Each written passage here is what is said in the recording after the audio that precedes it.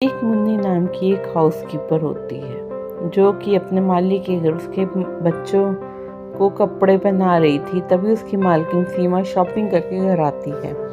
सीमा यह देखकर मुन्नी अभी तक बच्चों को तैयारी में लगी है गुस्सा हो जाती है और उसे डांट कर कहती है कि अब तक तुमने मेरे बेटे को तैयार नहीं किया। मुन्नी बड़े अदब से अपनी मालकिन को कहती है कि माफ़ कीजिए मैडम, मैं दूसरे कामों में लगी हुई थी इसलिए थोड़ी देर हो गई। सीमा मुंह चिढ़ाते हुए कहती है कि ऐसा क्या बड़ा काम करती हो, घर के काम ही तो है करती हो, फिर भी कहती हो कि बिजी थी। मुन्नी जो कि अपना काम बड़े ही ईमानदारी से करती है फिर भी यह सब शांति से सुन लेती है और कहती है कि माफ़ कीजिए मैडम, मैं अभी फटाफट बाबा को तैयार कर देती हूँ। सीमा कहती है ठीक है, मैं दिन भर शॉपिंग करके बहुत थक गई हूँ। मैं अपने रूम में नहाने जा रही हूँ और अपने साथ लाया हुआ सामान नीचे जमीन पर पटकते हुए कहती है, इसे तुम मेरे रूम में पहुंचा देना। और हाँ, मेरे बेटे के टी शर्ट पर अभी भी सिलवटें नजर आ रही हैं, इन्हें इस्त्री करके सही करो। मुन्नी अभी भी शांत है। वह कहती है कि जी मैडम और वहाँ से चली जाती है।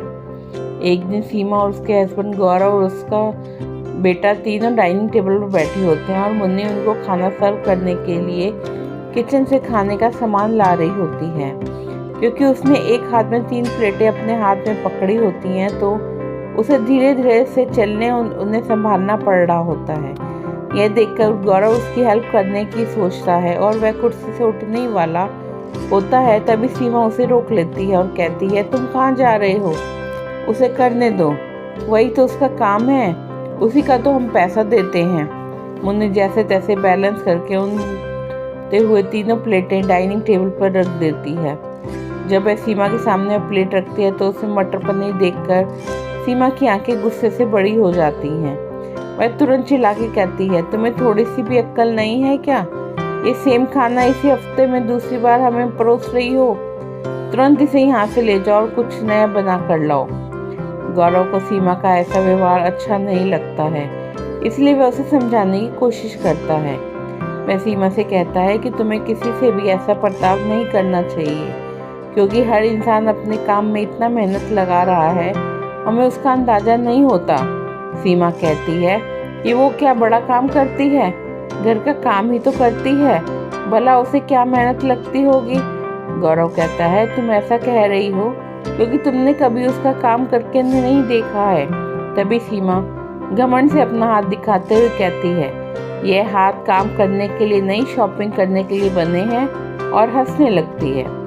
एक दिन जब मुन्नी किचन में बर्तन धो रही होती है तब सीमा किचन में जाती है और पीछे से उसे आवाज़ देते हुए कहती है कि जल्दी जल्दी एक काम ख़त्म करो, तुम्हारे लिए और भी कई काम हैं। अचानक से आवाज़ सुन के मंजू हड़बड़ा जाती है। मुन्नी हड़बड़ा जाती है और उसके हाथ से जो प्लेट होती है वह नीचे गिर जाती है। जैसे ही प्लेट टूटी हुई नजर आती है, सीमा गुस्से से आग बबूला हो मुन्नी को खड़ी खोटी सुनाने होते हुए कहती है कि तुम्हें पता भी है ये प्लेट कितनी महंगी थी। मुन्नी माफ़ी मांगते हुए कहती है, मैडम गलती से टूट गई, नई खरीद के ला दूंगी। सीमा अब और ज़्यादा गुस्सा हो जाती है और कहती है, अच्छा तुम गलती भी करोगी और उल्टा जवाब भी दोगी, ठीक है, तुम्हें सबक सिखाना ही पड़ेगा। अपना सामान उठाओ और दफ़ा हो जाओ यहाँ से, मैं तुम्हें अभी नौकरी से निकाल रही हूँ। यह सुनकर मुन्नी की आंखों में आंसू आ जाते हैं और वह सीमा से कहती है कि मैडम मेरे साथ ऐसा मत कीजिए, मुझे इस नौकरी की ज़रूरत है। मगर वो मुन्नी की एक नहीं सुनती और उसे नौकरी से निकाल देती है। तभी गौरव किचन में आ जाता है और सीमा से पूछता है कि क्या हुआ, मुझे कुछ टूटने की आवाज़ सुनाई दी, सब ठीक तो है? सीमा कहती है कि मैंने मुन्नी को नौकरी से निकाल दिया है, तुम कोई और हाउसकीपर हायर कर लो। मगर गौरव उसे साफ साफ शब्दों में मना कर देता है कि अब बहुत हुआ, मैं किसी भी नए व्यक्ति को काम पर नहीं रखने वाला हूँ। अगर तुम्हें लगता है कि मुन्नी का काम इतना आसान है तो तुम ही घर का काम संभालो, और हाँ, अगर तुम मना करोगे तो शॉपिंग के बारे में भूल जाओ, क्योंकि मैं तुम्हें उसके लिए क्रेडिट कार्ड नहीं देने वाला। गौरव का ऐसा बदला हुआ रूप देखकर सीमा उसे देखते ही रह गई और उसने सोचा घर का काम कितना मुश्किल होगा। ऐसा सोच के उसके लिए राजी हो गई।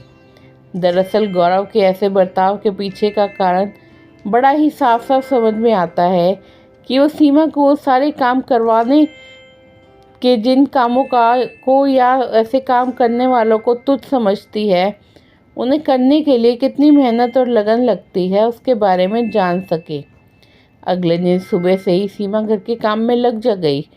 जब वो अपने बच्चों को तैयार कर रही थी तो उसे पता चला कि बच्चों को तैयार करना कोई बच्चों का खेल नहीं है। घर में साफ सफाई करते करते उसकी हालत पतली हो गई।